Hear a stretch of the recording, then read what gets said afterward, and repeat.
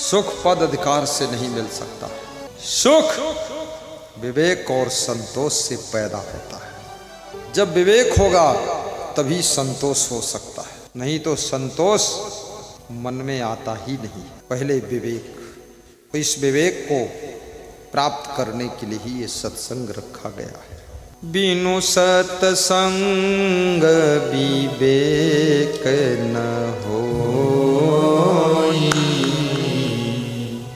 जिनका विवेक जागृत हो गया वो स्त्रियां भी सुखी हो गई। घर तो वही है, व्यवस्था वही है, सब सेटिंग वही है, पर स्त्री खुश, पति रो रहा, उसका विवेक जागा नहीं। और जिन पतियों का विवेक जागृत हो गया वो पति मुस्कुराता है, खुश होता है, मगन रहता है, जल्दी झट सो जाता है, फट उठ जाता है। और जिन स्त्रियों का विवेक सोया है दिन भर till till till till till till till till बोलती रहेगी। अब कूटने को कुछ नहीं बचा, धान तो मशीन कूट देती है तो अपने बच्चों को कूट रही है, विवेक है नहीं। और बच्चों को कूटती है, न चावल निकलता न भूसी निकलती है, सब खत्म। गेहूं पीसने के लिए भी नहीं बचा, क्योंकि वो आटा मशीन पीस देती है, तो दिन भर गुस्सा में दांत पीसती रहती है। पति सोचता है दांत पीसती है कहीं हमको न पीस दे। विवेक नहीं है, इसलिए बहुत उलझन रहती है, टेंशन, तनाव, स्ट्रेस। तुम्हारी चिंता को हरने के लिए मैं आया, तुम्हारा दुख दूर करने के लिए मैं आया, तुम्हारे घर घर का कलह कलेश मिटाने के लिए मैं आया हूं। धरती से पाप मिटाने को गुरुदेव हमारे आए हैं, भक्तों का दुख हरने को गुरुदेव हमारे आए हैं। तुमने दुख दूर करने के लिए लाखों रुपए खर्च किए हैं, दुख दूर करने के लिए करोड़ों रुपया खर्च किया है, सुख पाने के लिए करोड़ों रुपया फेंक चुके हो, लाखों फेंक चुके हो, लेकिन जरा सत्संग में सैकड़ों ही फेंक कर देखो, सुख तुम्हारे अंदर प्रवेश कर जाएगा और भीतर का दुख बाहर निकल जाएगा।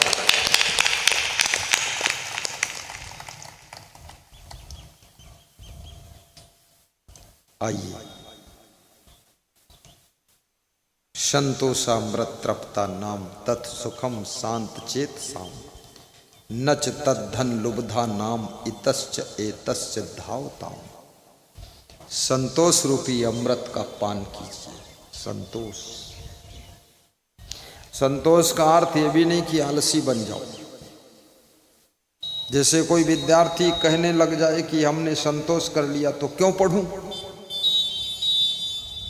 कोई डॉक्टर बोले संतोष कर लिया तो हॉस्पिटल क्यों जाऊं, मास्टर बोले संतोष कर लिया तो स्कूल क्यों पढ़ाने जाऊं, एक स्त्री बोले संतोष कर लिया तो घर में झाड़ू क्यों लगाऊं।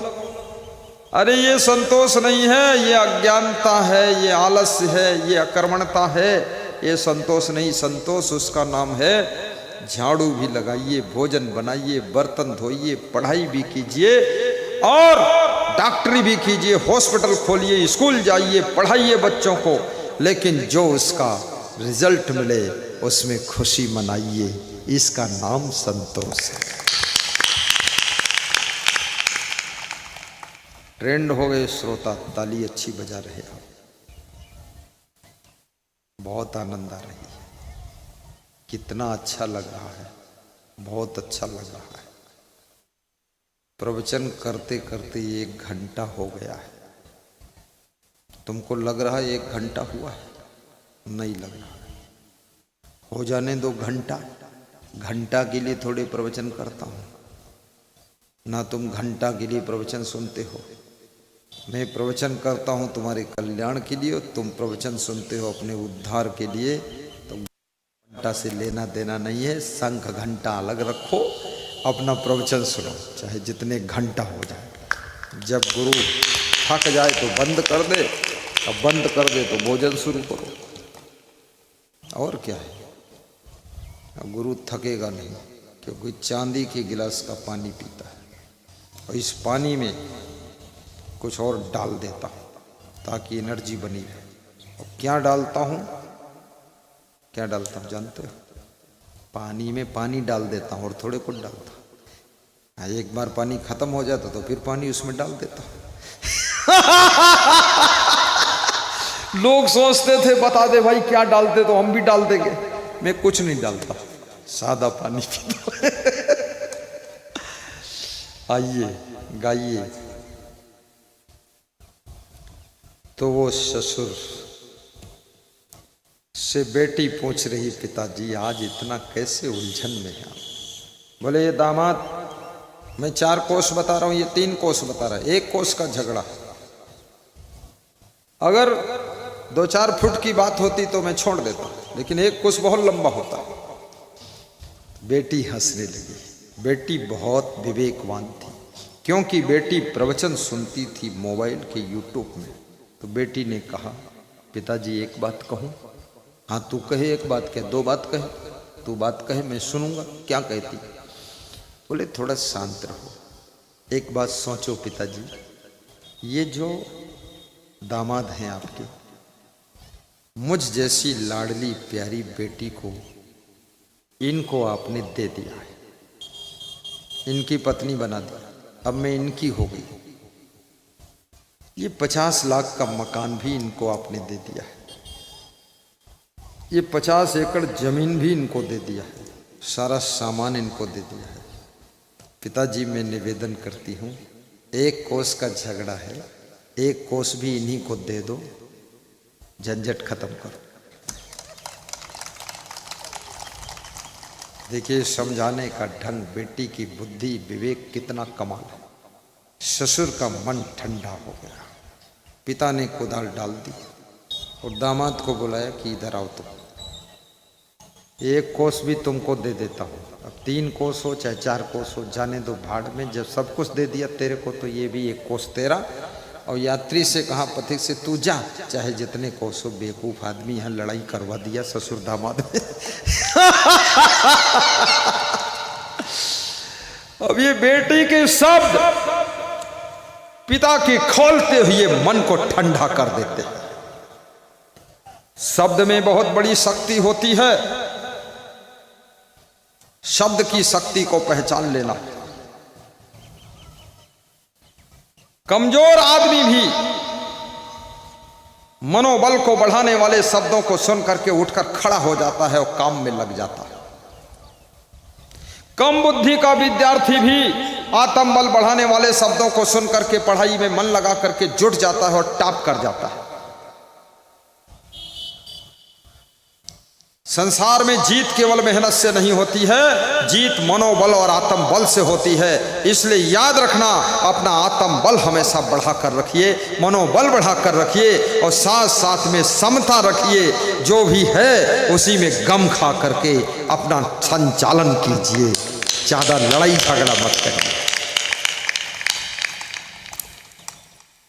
घर में भोजन बनता है, उसमें भी ज्यादा किनमिन किनमिन किनमिन किनमिन टिनमिन टिनमिन मत करो।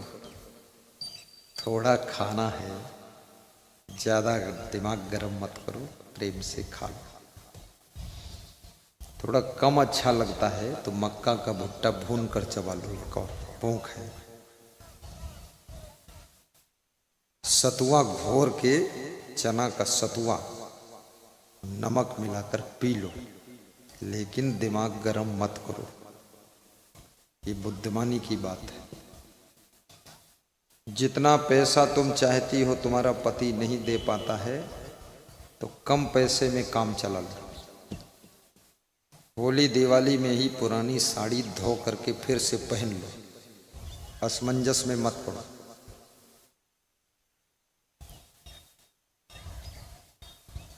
कपड़ों के लिए, सामान के लिए कभी उलझन मत कीजिए, संतोष रखिए और सब लोग सबका ख्याल कीजिए।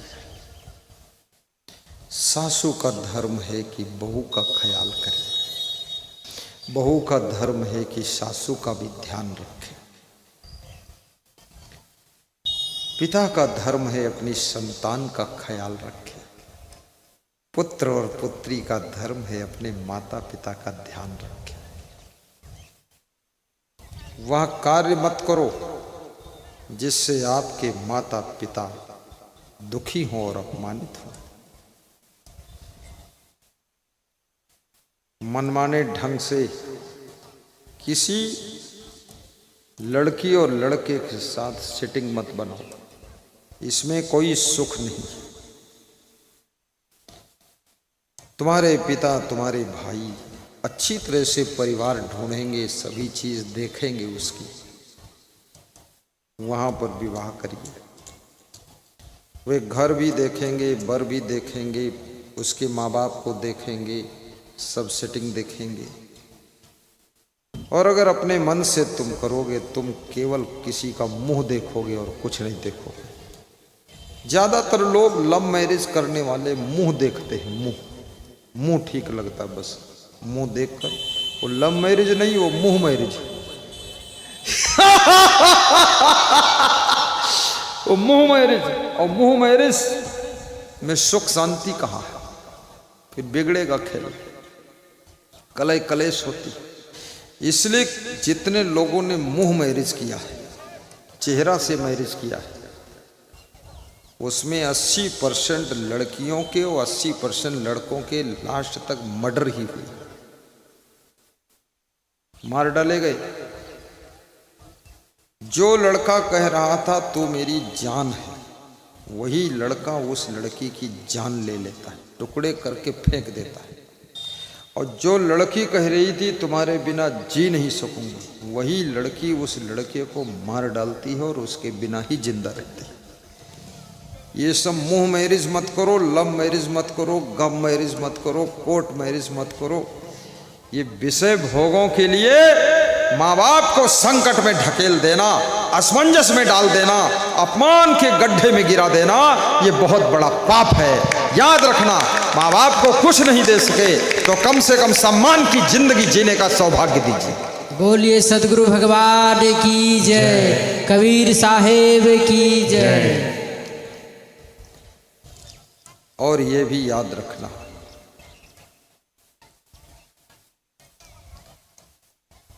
पढ़ाई में भी मन लगाइए। माँ बाप भी थोड़े दिन के मेहमान हैं, दुनिया छोड़ के चले जाएंगे, बूढ़े हो जाएंगे, कमज़ोर हो जाएंगे, बेड रेस्ट हो जाएंगे। दादा दादी 5 साल के बाद जाने वाले, कम से कम दादा दादी की बूढ़ी आंखें भी देख लें, मेरा नाती मेरा पोता फर्स्ट डिवीज़न पास हुआ है, डॉक्टर बन गया है, जज बन गया है, कलेक्टर बन गया है। और संत बनने की इच्छा हो तो संत भी बनो। संत बनना बहुत अच्छी बात है। नौकरी तो सारी दुनिया करती है, शादी तो सारी दुनिया करती है, सब एक एक छोकरी हो, एक एक छोकरा लेकर बैठ जाते हैं, चाहे वो डोकरी हो या डोकरा, सबके साथ एक एक छोकरी, एक एक छोकरा, नौकरी और नौकरा। लेकिन मेरे जैसे संत भी बनो, अगर इच्छा है तो, हिम्मत है तो, साहस है तो। संत बहुत बड़ी चीज है। प्रखर संत बनो, ब्रह्मचारी संत बनो, व्यसन मुक्त संत बनो, श्रद्धावान संत बनो, करुणावान संत बनो, वैराग्यवान संत बनो, विश्व के कल्याण के लिए संत बनो, आत्म कल्याण के लिए संत बनो, वासना के लिए नहीं उपासना के लिए संत बनो, भोगों के लिए नहीं भक्ति के लिए संत बनो, गुरु की सेवा के लिए संत बनो, और जन जन के भीतर सोई हुई भक्ति को जागृत करने के लिए संत बनो। ये गांजा पीने के लिए संत मत बनो। एक साधु से मैंने पूछा तू साधु क्यों बना? बोले गांजा पीने के लिए। तुमने कहा गांजा तो घर में भी पी लेता। बोले घर में माँ बाप डांटते थे, गांजा नहीं पीने देते, भाई डांटता था, भाभो डांटती थी, बहन डांटती थी, तो मैंने सोचा घर छोड़ दूं और साधु जैसा कपड़ा लपेट लूं, दिन रात गांजा पीऊं। तो गांजा पीने के लिए संत बना है। उसको न भगवान से मतलब, न देवी देवता से मतलब, न आत्म कल्याण से मतलब, न जगत के कल्याण से मतलब, उसको केवल गांजा की चिलम से मतलब। गांजा पी रहा है। संत को कोई नशा नहीं करना चाहिए और संत को नियम व्रतधारी होना चाहिए और गुरु को त्यागी तपस्वी होना चाहिए। त्याग क्या है? गाड़ी का त्याग करना कोई बहुत बड़ी बात नहीं, जूता चप्पल त्याग करना कोई खास बात नहीं। कोई जानवर गाड़ी में बैठता नहीं, ना गाड़ी जूता चप्पल पहनता है, तो क्या त्यागी हो गया? ये फालतू बकवास। रजाई का त्याग करना, ठंडी में ऐसे नंग धड़ंग रहना, ये त्याग नहीं है। कोई पशु पक्षी रजाई ओढ़ता ही नहीं, तो क्या वो त्यागी हो गया? इससे त्यागी कोई नहीं होता। त्याग करना किस चीज का है? विषय भोगों का त्याग करना है। कर्मेंद्रियाणि यह संयम आस्ते मनसा स्मरण इंद्रियार्थान विमूढ़ आत्मा मिथ्याचारा सह उच्चते। अपने कर्मेंद्रिय और ज्ञानेंद्रिय को बस में रखना, ये त्याग है। स्वाद को जीतना, ये त्याग है। बहुत बड़ा त्याग है। इस त्याग को समझना, जीवा को जीत लेना, आंखों को जीतना, आंखें कंट्रोल रखना। ये आंखें कंट्रोल नहीं है, आंखें भाग रही हैं। छोटी छोटी आंखें बड़ी खतरनाक है। ये कान कंट्रोल नहीं है, गंदे गीत सुनने के लिए कान चंचल है। ये नाक कंट्रोल नहीं है, ये सेंट पेंट सूंघने के लिए बहुत परेशान है।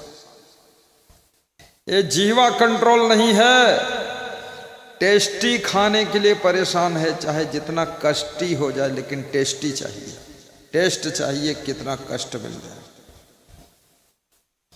इन इंद्रियों को बस में रखना ही साधुता है। चंचल मन को बस में रखना साधुता है। फिल्म ना देखना साधुता है।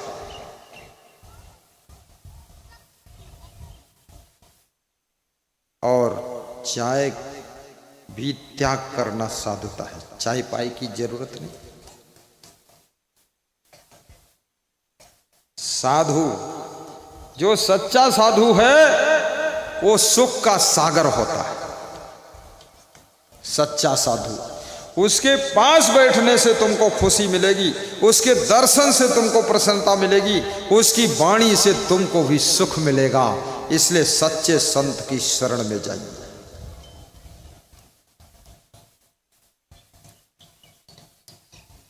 साधु हमारी आत्मा, हम साधुन के जीव, हम साधुन में यों रमे, ज्यों माखन में घी।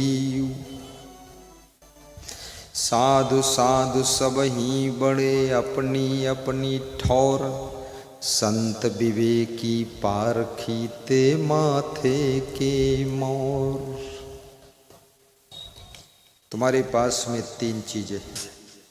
एक तो शरीर है, जिसके लिए भोजन, कपड़ा और मकान चाहिए। जूता चप्पल, साबुन, तेल, मंजन, ब्रश चाहिए। सोने के लिए बेड, गद्दा, रजाई, मच्छरदानी चाहिए। लेकिन ये सब कुछ मिल जाए फिर भी सुखी नहीं होंगे आप, क्योंकि आपके पास में एक दूसरी चीज और है जिसका नाम मन है। मन को बेड नहीं चाहिए, मन को रजाई नहीं चाहिए, मन रजाई नहीं ओढ़ता है। मन को संतुष्टि चाहिए। ये संतुष्टि कहाँ से मिलेगी? मन को समझदारी चाहिए। ये कहाँ से मिलेगी? ये सत्संग से मिलेगी। तब मन में संतोष आएगा, तब मन सुखी होगा। तीसरी चीज और है, मन सुखी हो गया लेकिन मन शांत नहीं है, मन मुक्त नहीं है, तो मुक्ति कैसे मिलेगी, परम शांति कैसे मिलेगी? तीसरी चीज एक तुम्हारे पास और है, उसका नाम आत्मा है। क्या नाम है? बोलते क्यों नहीं हो? आत्मा। उसका नाम है, क्या नाम? कुछ लोग कह रहे हैं उसका नाम भैंसा है। भैंसा नहीं, आत्मा। क्या नाम है? जोर से बोलो, सब बोलो। आत्मा। सबके अंदर एक एक आत्मा बैठा है। उस आत्मा को क्या चाहिए? आत्मा को शांति चाहिए। इसलिए हमारे संतों ने लिखा है, धनवंत यो निर्धन दुखी, निर्णय करी के देख, राजा दुखी प्रजा दुखी, दुखी रंक प्रभु भेख। इंद्र दुखी ब्रह्मा दुखी, हाँ बोलो, दुखी विष्णु सब देव, शिव सनकादिक दुखित अति, बिनु बैरागी न भे। इंद्र भी दुखी है कि मेरा इंद्रासन कोई न ले ले। और ब्रह्मा जी दुखी हैं कि सब देवताओं की पूजा होती, हमारी पूजा नहीं होती। इंद्र दुखी, ब्रह्मा दुखी, दुखी विष्णु सब देव। विष्णु भगवान भी दुखी हैं कि दिन रात लोग भगवान भगवान बोल रहे, हमको सोना हराम हो गया, वो भी दुखी। सब देवता भी दुखी, राजा दुखी, प्रजा दुखी, दुखी रंग प्रभेक। गरीब दुखी, प्रभुता संपन्न लोग दुखी, धनवंत दुखी, निर्धन दुखी, निर्णय करके देख। तन धर सुखिया कोई नहीं, सब कोई दुखिया लोग। बड़ा कठिन मामला हो गया। कहें कबीर कैसे मिटे रोग सोग और भोग। कबीर कहते ये कैसे मिटेगा भाई दुख का रोग। प्रधानमंत्री भी दुखी है, मुख्यमंत्री भी दुखी है, और जो मूर्ख मंत्री है वो ज्यादा दुखी है। सब दुखी, कैसे होंगे सुखी? क्या है उपाय सुखी होने का? आज वही उपाय बताऊंगा। आज बता दूं कि कल बताऊं? आज ही बता देता हूं ताकि रात भर में तुम सुखी हो जाओ। सुख तेरे ही अंतस तल में सुख का सागर लहराता है। तेरे ही अंतस तल में सुख का सागर लहराता है। पर तू विपन्न हो करके दर दर ठोकर खाता है। तेरे ही अंतस तल में सुख का सागर लहराता है। पर तू विपन्न हो करके दर दर ठोकर खाता है। सुख ढूंढ रहे तुम वन में, गिर गहवर के कंदर में, पर पता नहीं तो पाया वो है तेरे अंदर में। पर पता नहीं तो पाया वो है तेरे अंदर में। क्या ढूंढ रहे बन बन घट घट में समाया है। तेरे भीतर मेरे भीतर उसकी तो छाया है। तेरे भीतर मेरे भीतर उसकी ही तो छाया है। क्या ढूंढ रहे बन बन घट घट में समाया है। क्या ढूंढ रहे मन मन घट घट में समाया है। तेरे भीतर मेरे भीतर उसकी तो छाया है। भीतर मेरे भीतर उसकी ही तो छाया है, उसकी ही तो छाया है। कोई तीरथ मूरत ढूंढत है, कोई पत्थर पानी धोवत है। कोई तीरथ मूरत डोलत है, कोई पत्थर पानी धोवत है। नित्य पास तेरे तू दूर फिरे, नित्य पास तेरे तू दूर फिरे, बिरथा भर माया है। नित्य पास तेरे तू दूर फिरे, बिरथा भर माया है। घट घट में समाया है, क्या ढूंढ रहे बनी बनी। घट घट में समाया है, क्या ढूंढ रहे बनी बनी। घट घट में समाया है, घट घट में समाया है। मनुष्य का मन सुख को बाहर ढूंढता है। बाहर जो चीज मिलती है उससे केवल तुमको सुविधा मिल सकती है, सुख नहीं मिल सकता है। गाड़ी मिलेगी तो सुविधा से यात्रा हो जाएगी, लेकिन गाड़ी में भी सुख नहीं। मच्छरदानी मिलेगी, मच्छरों से बच जाओगे, लेकिन मच्छरदानी के भीतर भी नींद नहीं आएगी, चिंता है। परम सुख जब तुम्हारे मन को एहसास होता है, तब मन गहरी नींद के सागर में डूब जाता है। कितने लोग सोते समय बहुत सोचते रहते हैं, सोते कम हैं, सोचते ज्यादा है। और जिसका मन सोते समय सोचता है, उसका शरीर कुछ दिनों के बाद बीमार हो जाता है। उसको पता भी नहीं चलता है कब कौन इतनी बड़ी बीमारी कहां से आ गई, क्योंकि गहरी नींद के बिना इस शरीर को विश्राम नहीं मिलता है, मन को चैन नहीं मिलती है। और संसार में अधिकतर लोग सोचते बहुत हैं, चिंता बहुत करते हैं।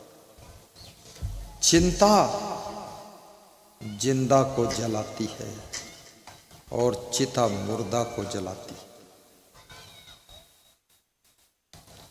तुम जिनके लिए चिंता कर रहे हो, उन लोगों को उनकी खुद की भी चिंता नहीं। तुम जिनकी चिंता करते हो, वे लोग खुद की भी चिंता नहीं करते हैं, तो तुम बहुत बड़े अज्ञानी हो। इसलिए निश्चिंत होकर काम कीजिए, मैनेजमेंट अच्छा कीजिए, पहले से डिसीजन लीजिए, परिस्थितियों को ताड़ लीजिए, कंडीशन को रीडिंग करिए। आदमी को भी पढ़ना सीखो। कितनी इंग्लिश पढ़ लो, मैथ पढ़ लो, बायोलॉजी पढ़ लो, केमिस्ट्री पढ़ लो, लेकिन याद रखना, जब तक आदमी को पढ़ना नहीं आएगा, जिंदगी में बार बार फेल हो जाओगे, असफल हो जाओगे और ठगा जाओगे और दुख पाओगे। सब पढ़ाई स्कूल में होती है, लेकिन आदमी को पढ़ने की पढ़ाई स्कूल में नहीं होती। आदमी को पढ़ना सीखो। जानवर को तुम समझ जाते हो लेकिन आदमी को नहीं समझ पाते। आदमी एक ऐसा प्राणी है, क्षण क्षण अपने मन को बदलता है, विचारों को बदलता है, रुचि को बदलता है। आदमी को पढ़ो, ये आदमी, और जिसने आदमी को संभाल लिया है तो फिर वो आदमी तुम्हारा सारा सिस्टम संभाल लेगा। आदमी को संभालना भी सीखो और कदम कदम पर आदमी से ही तुम्हारा रिश्ता है। पत्नी बनेगी आदमी है, तुम्हारा पति बनेगा वो भी, बेटा दामाद मिलेगा वो भी आदमी, सास ससुर होंगे वो भी आदमी, कर्मचारी मिलेंगे वो भी आदमी, मालिक मिलेगा वो भी आदमी, दुकानदार भी आदमी, ग्राहक भी आदमी, गुरु भी आदमी, शिष्य भी आदमी, भक्त भी आदमी, सत्संग कराने वाला आदमी, सुनने वाला आदमी, भोजन बनाने वाला आदमी, खाने वाला आदमी और खा करके 2 पूड़ी फेंकने वाला आदमी, ये आदमी ही है। सब अच्छा बुरा करता रहता है। इसलिए आदमी को संभालना 50 हाथी संभालना आसान है, शेर बाघ संभालना आसान है, सांप को संभालना आसान है, अरे ये सब कंट्रोल करना आसान है, लेकिन आदमी को संभालना बहुत कठिन है। अगर आदमी को नहीं संभाल सकते आप हैं तो आदमी आपको फेल कर देगा। इसलिए आदमी को संभालना सीखो, आदमी को डील करना सीखो। बेटा भी मिलेगा वो भी आदमी, बहू आएगी वो भी आदमी, सासू मिलेगी वो भी आदमी, नौकर मिलेगा आदमी, चोर घर में घुसेगा वो भी आदमी, जिसके घर चोरी करेगा उसी आदमी। सब आदमी ही आदमी है। कितना आदमी है, लेकिन याद रखना आदमी की शक्ति से अब डर रहा है आदमी। आदमी की शक्ति से अब डर रहा है आदमी, और आदमी को लूट कर घर भर रहा है आदमी। आदमी को लूट कर घर भर रहा है आदमी, और आदमी ही मारता है, मर रहा है आदमी। समझ कुछ आता नहीं, क्या कर रहा है आदमी, क्या कर रहा है आदमी।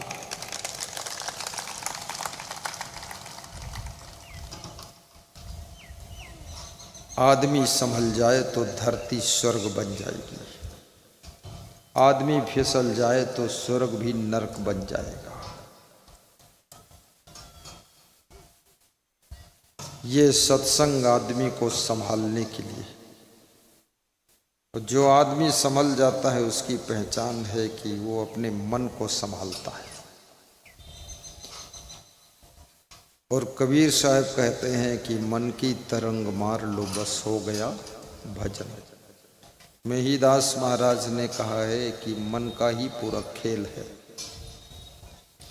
और मन के खेल को नहीं समझ सके तो जिंदगी जेल है, और मन के खेल को समझ लिया तो जिंदगी भी खेल है।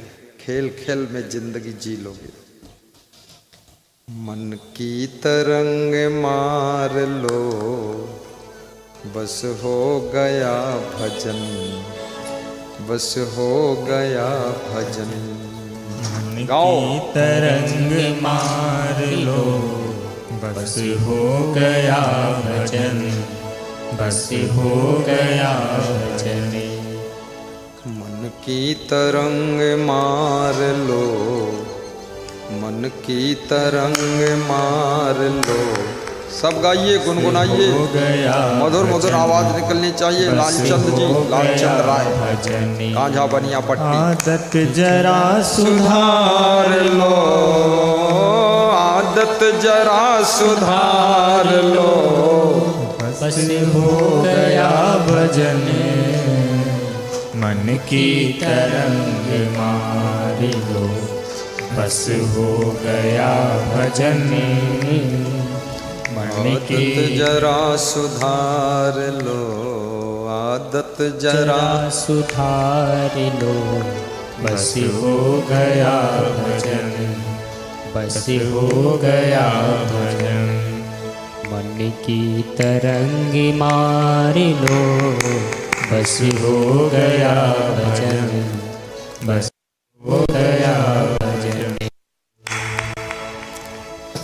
आए हो तुम कहाँ से और जाओगे कहाँ, आए हो तुम कहाँ से और जाओगे कहाँ,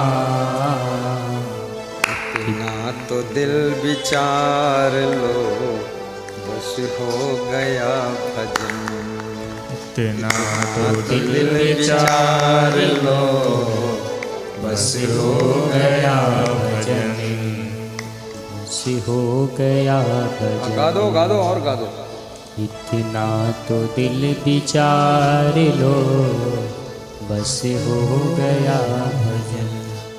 नेकी सभी के साथ में बन जाए सो करो, नेकी सभी के साथ में बन जाए सो करो। मत सिर बदी का भार लो, मत सिर बदी का भार लो, बस हो गया भजन। मन की तरंग मार लो, बस हो गया भजन।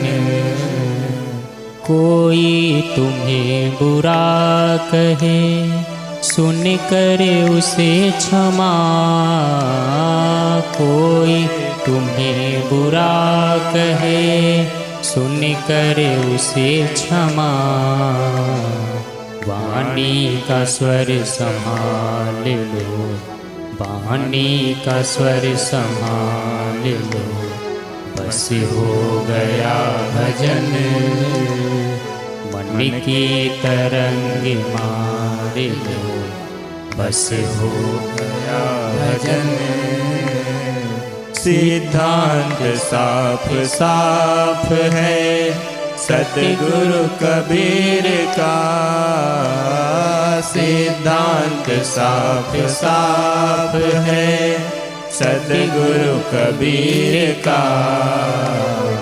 निज हंस रूप जान लो, निज हंस रूप जान लो, बस हो गया भजन। मन की तरंग मार लो, बस हो गया भजन। आदत जरा सुधार लो, बस हो गया भजन। आदत जरा सुधार लो, बस हो गया भजन।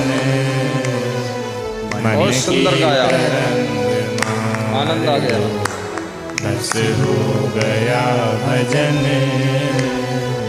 मन की तरंग मार लो, बस हो गया भजन। बोलिए सद्गुरु भगवान की जय।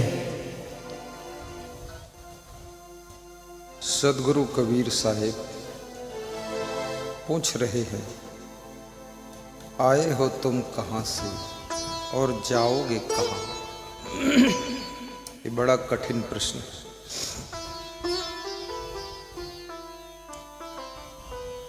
आज जिस घर में तुम हो, जिस शरीर में तुम्हारी आत्मा है, कबीर पूछ रहे हैं, इस शरीर से पहले, इस घर से पहले, इस माता पिता से पहले तुम्हारे कौन माता पिता थे? तुम्हारा कौन सा घर था? तुम्हारा कौन सा शरीर था? तुम पशु से पक्षी थे, कीड़े मकोड़े थे, कि तुम स्त्री थे कि पुरुष थे? गरीब के घर में तुम थे कि अमीर के घर में थे?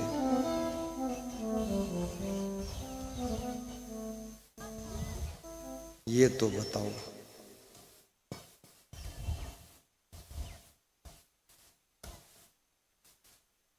अब ये किसको पता है कि इस जीवन से पहले हम कहाँ थे? किसी को याद नहीं है। मुझको भी याद नहीं है, तुमको भी याद नहीं है। लेकिन कबीर साहब पूछ रहे हैं तो क्या बताऊं कि आए हो तुम कहाँ से? याद हो ना हो लेकिन थोड़ा सा अनुभव कीजिए। यदि बचपन से तुमको भक्ति प्रिय लग रही है तो समझ लो तुम इस जीवन से पहले भी मनुष्य ही थे, क्योंकि मनुष्य ही भक्ति करता है। और इस जीवन से पहले तुम किसी सत्संगी भक्त के घर ही पैदा हुए थे, वहां थे, और वहां भक्ति करके तुम्हारा शरीर छूट गया, शांत हो गया। आज यहां जन्म लिए हो कदवा वासा में, तो आज फिर यहां तुमने भक्ति शुरू कर दिया है। इससे पता चलता कि पूर्व जन्म में भी तुम भक्त ही थे। लेकिन यदि तुम्हारे अंदर भक्ति नहीं है, माँ बाप भी समझाते हैं जरा गुरुजी का दर्शन कर लो, कंठी माला पहन लो, गुरु मंत्र सुन लो, तुम कहते हो नहीं नहीं नहीं, मैं दर्शन नहीं करूंगा, मैं सत्संग नहीं सुनूंगा, कंठी माला नहीं पहनूंगा, तो इस बात से संकेत मिलता है कि इस जीवन से पहले भी तुम भक्ति में नहीं थे। तुमने कंठी माला में नहीं थे, सत्संग में नहीं थे। और यदि तुम्हारा रहन सहन पशुओं जैसा है, जानवरों जैसा है, केवल तुम भोगों में डूबे हुए हो, तुम्हें अपने माता पिता का भी कुछ ख्याल नहीं, परिवार का ख्याल नहीं, इसका अर्थ ये हुआ तुम इस जीवन से पहले पशु के शरीर में थे, पंछी के शरीर में थे, कीड़े मकोड़े के शरीर में थे।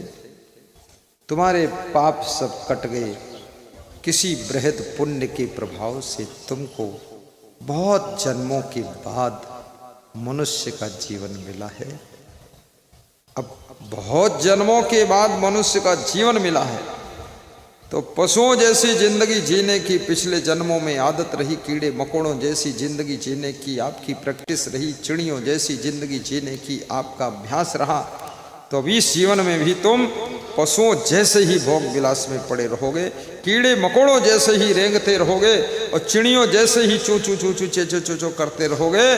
तुम यहाँ भी भक्ति नहीं कर पाओगे। बहुत दिन बीत जाएंगे, बहुत दुख भोगोगे, बहुत कष्ट भोगोगे, बहुत भटकोगे, तब जा कर के जब पुण्य उदय होंगे तब तुमको भक्ति इस जीवन में मिलेगी, अन्यथा नहीं मिलेगी। ये पता चल गया कि आए हो तुम कहाँ से और जाओगे कहाँ। अब ये दूसरा सवाल है कि जाओगे कहाँ। अभी यहां से मैं सत्संग छोड़ूंगा, लोग कहाँ जाएंगे? अपने अपने घर जाएंगे। रोज सवेरे उठ के तुम कहाँ जाते हो? कोई सर्विस में जाता, कोई खेत में जाता, कोई दुकान पर जाता है, कोई नौकरी मजदूरी करने जाता है, तो जाओगे कहाँ? कबीर साहब कहते मरने के बाद, मृत्यु के बाद तुम कहाँ जाओगे? बताओ। कबीर साहब तुमसे पूछ रहे हैं, हमसे भी पूछ रहे हैं कि मरोगे तब कहाँ जाओगे? मरिहो रे तन कालई करिहो। कबीर साहब कहते हैं मरने से पहले जिंदा में ही बता दो, मरने के बाद तुम्हारी आत्मा कहाँ जाएगी? कबीर का सवाल बहुत कठिन है, कहाँ जाएगी आत्मा? तो कहाँ जाएगी मैं बता देता हूँ, वहाँ जाएगी जहाँ तुम अभी जा रहे हो, वहीं मरने के बाद भी जाओगे और कहीं नहीं जाओगे। यदि तुम भक्ति कर रहे हो, सत्संग सुनने में रुचि है, दान पुण्य में रुचि है, सेवा में रुचि है, और पूरी जिंदगी भर खूब सेवा कर रहे हो, ज्ञान में रमण कर रहे हो, मर करके तुम फिर से मनुष्य के शरीर में ही जाओगे और मनुष्य का शरीर 100% मिलेगा और किसी महान भक्त के घर में ही जन्म मिलेगा और ऐसे इलाके में पैदा होगे जहाँ पर कोई महान संत आकर सत्संग सुनाएगा, उसके दर्शन करके गुरु मंत्र भी लोगे, ऐसे में जन्म मिलेगा। तो जाओगे कहाँ, मैं बता देता हूँ, वहीं जाओगे। और यदि जीवन में भक्ति नहीं किया, सत्संग भी नहीं सुना, कोई रुचि नहीं, भंडारा में कुछ दान पुण्य भी नहीं किया और सत्संग कराया भी नहीं, तो याद रखना सत्संग केवल मनुष्य ही सुनता है और मनुष्य ही सत्संग कराता है और मनुष्य ही भंडारा करता है। चिड़िया भंडारा नहीं करती, हाथी प्रवचन नहीं करवाता है, शेर बाघ श्रोता बनकर नहीं बैठते हैं। ये केवल मनुष्य का गुण है, मनुष्य की कला है, मनुष्य का ही लक्षण है। तो जो लोग सत्संग से दूर रहेंगे उनको अगले जन्म में सत्संग सुनने वाला शरीर नहीं मिलेगा, वो शरीर मिलेगा जिसमें सत्संग सुन ही नहीं सकते हैं। या तो वो मच्छर बनेंगे, बिच्छू बनेंगे, सांप बनेंगे, कुत्ता बनकर पैदा होंगे, कीड़े मकोड़े बनेंगे, जानवर बनेंगे, शेर बाघ चीता बनेंगे, हाथी गधा बनेंगे, लेकिन मनुष्य का शरीर नहीं मिलेगा। इसलिए मनुष्य जीवन मिला है। पायो मानुष तन अलबेला, कर लो संत समागम मेला, बेला फेरी ना मिले, बेला फेरी ना मिले। पायो मानुष तन अलबेला, कर लो संत समागम मेला, बेला फेर ना मिले, बेला फेर ना मिले। पायो मानुष तन अलबेला, कर लो संत समागम मेला, बेला फेर ना मिले, बेला फेर ना मिले। पायो मानुष तन अलबेला, ऐसा अलबेला मनुष्य जीवन मिला। मनुष्य जीवन में 3 चीजें जो पशु पक्षी के जीवन में नहीं। नंबर 1 स्वतंत्रता है, नंबर 2 अधिकार है, नंबर 3 त्याग करने की क्षमता है। जैसी जिंदगी जीना चाहो वैसी जिंदगी जीने का सौभाग्य मनुष्य जीवन में, चाहे ब्रह्मचारी बनकर रहो चाहे बेविचारी बनकर रहो, ये मनुष्य जीवन में सुविधा है। पशु पक्षी में ये नहीं है। पशुओं को ज्ञान होता ही नहीं है कि हम कैसे नियम पालन करें। पशुओं के पास ये ज्ञान विवेक नहीं। लेकिन मनुष्य कितना ही बिगड़ा मनुष्य हो, सत्संग पा करके उसका मन बदलता है, विचार बदलते हैं, शराब छूट जाती है। लेकिन पशु जो मारू पशु है उसको कितना प्रवचन सुना दो, कितना दूध लस्सी खिला दो, लेकिन वो मारेगा ही, वो मारना नहीं छोड़ेगा। लेकिन क्रोध करने वाला मनुष्य सत्संग के प्रभाव से, अच्छी संगत के प्रभाव से क्रोध छोड़ देता है, लोभी लोभ छोड़ देता है, अभिमानी अभिमान छोड़ देता है, मोही मोह कम कर देता है और जलन करने वाला जलन छोड़ देता है।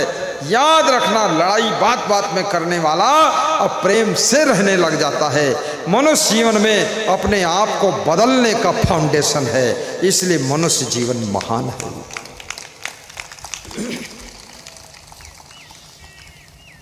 मानुष तेरा गुण बड़ा, मास न आवे काज, हाड़ न होते आभरण, त्वचा न बाजन बाजी।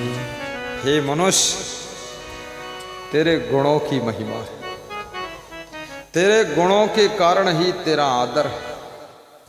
आप गौर से देखिए, ये माइक जो मेरे सामने रखा है, इस लोहा का वजन 1 किलो, दोनों का वजन 1 किलो, और इसकी कीमत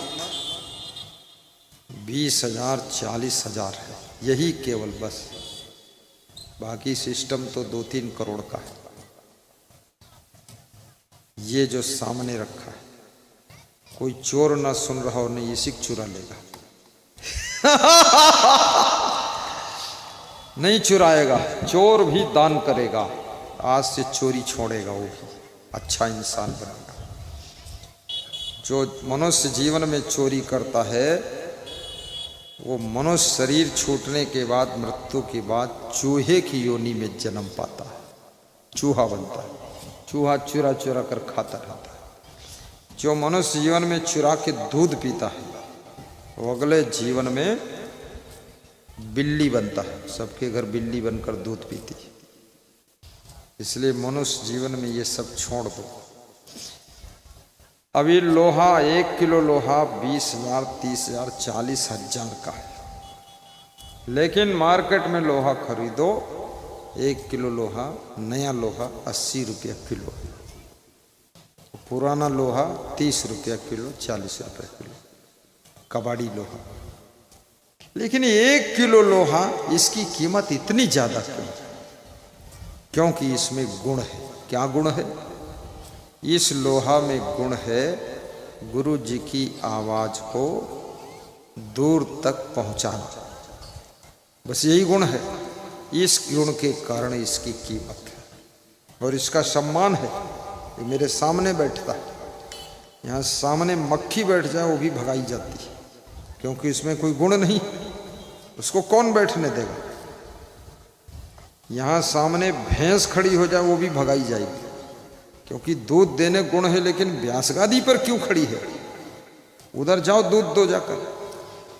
यहां पर इसका सम्मान है, क्योंकि गुरु की आवाज को दूर तक पहुंचा करके श्रोताओं के कान में प्रवेश करने का गुण है। ये गुणों की कीमत है, क्वालिटी की कीमत है। ऐसे ही आप अपने भीतर गुण पैदा करिए। गुण, गुणवान बनो। धनवान बनने की कोशिश तो सब लोग कर रहे हैं, रूपवान बनने के लिए लोग बड़ी मेहनत कर रहे हैं, लेकिन गुणवान कैसे बनोगे? गुणवान, गुणविहीन मनुष्य फल विहीन वृक्ष को पंछी छोड़ देते हैं, छाया विहीन पेड़ को पथिक छोड़ देता है,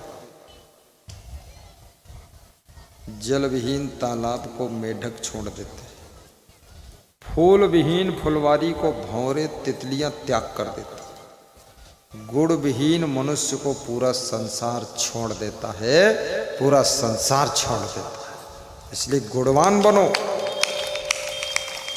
गुणवान बहू बनो, गुणवान पिताजी बनो, गुणवान बेटा बनो, गुणवान भाई बनो, गुणवान पति बनो, गुणवान पत्नी बनो, गुणवान गुरु बनो, गुणवान शिष्य बनो, गुणवान भक्त बनो। गुणों का ही सम्मान है। जो गुणवान नहीं उसका सम्मान नहीं। तो गुण कौन कौन होते? क्या गुण क्या चीज है? गुण गिना रहा हूं। नम्रता गुण है, सहनशीलता गुण है, दया गुण है, क्षमा गुण है, प्रेम करना गुण है। किसी किसी में प्रेम का गुण बहुत होता है। प्रेम और तो कुछ खास नहीं उसके पास, लेकिन प्रेम बहुत है। मैं गुजरात में बहुत वर्ष पहले, करीब 30-32 वर्ष पहले गया था। अभी तो हर वर्ष जाता हूँ। पहली बार गया तो वहाँ राजकोट के पास में एक लीमड़ी है, शहर लीमड़ी। सब प्रदेशों के गांव शहरों के नाम बड़े अलग हैं, अटपटे हैं। उसको लीमड़ी बोलते थे, लोमड़ी नहीं, लीमड़ी। जैसे यहाँ भी अटपटे नाम लगेंगे, गुजरात वालों को यहाँ के नाम अटपटे लगेंगे। यूपी के नाम अलग टाइप के, छत्तीसगढ़ में नाम गांव के नाम ऐसे होते ना, चटौद, मरोद, खरोद, पलौद, थड़ौद, ऐसे नाम है। अब यहां तुम देख लो कैसे नाम है, कादनवासा है, कदवावासा, कादनवासा, और पूर्णिया, पूर्णिया, और कंझिया बाना, ओ बांझा कन्या, कंझिया क्या है, हैं? कांझा बनिया पट्टी, देखो कितना लंबा है, कांझा बनिया पट्टी। वो मलिनिया, ऐसा नाम मलिनिया है, निपनिया, निपनिया, मलिनिया। तो ये हम लोगों को अटपटा लगता है, लेकिन जहाँ के लोग उनको बहुत अच्छा लगता है। तो वहाँ वो लीमड़ी शहर था, तो उस शहर में एक कबीर का मंदिर था। तो वहाँ हम लोग गए थे 1 घंटा के लिए। कोई बातचीत नहीं करेंगे, कृपया शांति माता बहन, सब संतोष करो। तो वहाँ एक साधु था, काला काला सा था, बड़ा बदसूरत, उसका मुंह भी उबड़ खाबड़ और दाढ़ी मूंछ बदसूरत, और दांत इतने खराब, टेढ़े मेढ़े और गंदे फंदे। वही मिला, हमारे भाग्य से वही मिला, मैलुआ। और वो बातें बहुत करता, वहीं का संचालक था। पता नहीं क्यों खुश हुआ, वो हंसता ही रहता था, वो हंसता था, दांत बड़े खराब लगते थे उसके। मैंने उससे कहा तू हंस मत। बोले मैं हंसूंगा और तभी तुम फंसोगे। तो हमने कहा हमको फंसाना है? बोले आपको रात यहाँ रोकना है। हमने कहा मेरे को टाइम नहीं है, मेरे द्वारिका जाना है। बोले अरे साहब जी, अरे साहब जी, साहब जी आप आए हम धन्य हो गए। अरे साहब जी जरा यहाँ पर हमारा फार्म हाउस है, देख लो, फार्म देख लो, पास में है, बगल में है। तो मैंने कहा टाइम नहीं है, शाम के 4 बज गए, जाना है 200-250 किलोमीटर। अरे बोले पास में, बगल में। तो मैं गया बगल में, वो 25 किलोमीटर लंबी बगल थी, 25 किलोमीटर की बगल। वहाँ पहुँचते पहुँचते 1 घंटा हो गया, लौटते लौटते 6:30 बज गए, सूर्य अस्त हो गया। तो हमने कहे तो देर हो गई अब। बोले इसीलिए तो देर किया हूँ, यहीं सो जाओ आप हमारे आश्रम। तो इतना उसमें प्रेम का गुण था, फिर हमें प्रोग्राम चेंज करके वहीं सोना पड़ा। दोबारा तो मैं कभी खैर उसके यहाँ गया नहीं, टाइम नहीं मिला, और साथ में वो मर भी गया होगा अब, क्योंकि बुढ़ा टाइप का था। लेकिन उसके प्रेम की आज भी याद आती है। तो प्रेम का गुण, प्रेम का गुण विकसित करने में पैसे खर्च होते हैं? नहीं। किसी से तुम प्रेम से बात करो, पैसा नहीं खर्च होता है। लेकिन प्रेम करना आ गया तो प्रेम की ताकत से पैसा बहुत मिलता है, पैसा बहुत मिलता है।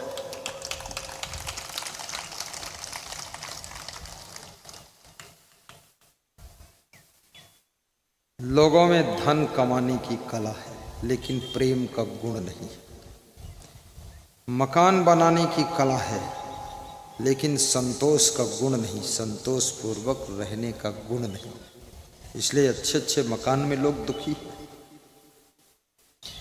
गाड़ी खरीदने की कला है, ताकत है, खरीद लिया, पर गाड़ी में प्रेम से यात्रा करने का गुण नहीं है।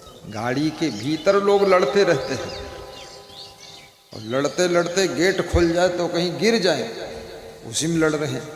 राजस्थान के 5 आदमी गुजरात गए, तो राजस्थान से लेकर गुजरात तक वो लड़ते लड़ते ही गए, और उधर से लौटे तो लड़ते लड़ते ही लौटे। फिर लौटने के बाद हमको मिले तो बोले अब कभी हम इनके साथ नहीं आएंगे। तो दूसरे ने कहा हम इनके साथ नहीं, तीसरा बोला हम ये चारों के साथ नहीं आएंगे, चौथा बोला हम दुष्टों के साथ आएंगे ही नहीं। तो हमने कहा हुआ क्या? बोले राजस्थान से गुजरात तक हम लड़ते ही लड़ते गए, मारपीट नहीं हुई, बाकी सब कुछ हो गया। अब गाड़ी है और यात्रा हो रही, प्रेम के बिना यात्रा का सुख नहीं मिलता है। 2 घंटे की यात्रा में भी सुख नहीं मिल सकता है, और जिसके पास प्रेम नहीं है, ये जीवन की 100 वर्ष की लंबी यात्रा में उसको कैसे सुख मिल सकता है? इसलिए प्रेम पैदा करो ताकि जीवन का सफर आसान हो जाए, जीवन की यात्रा में सुख मिले।